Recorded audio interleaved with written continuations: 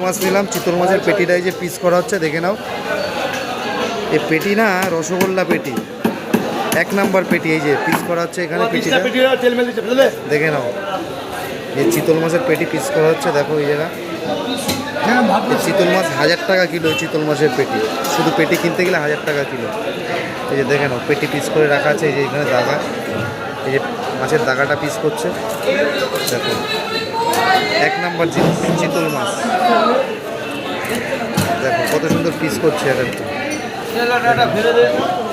দেখো rasgulla piece, 1 number piece হচ্ছে চিতল মাছ।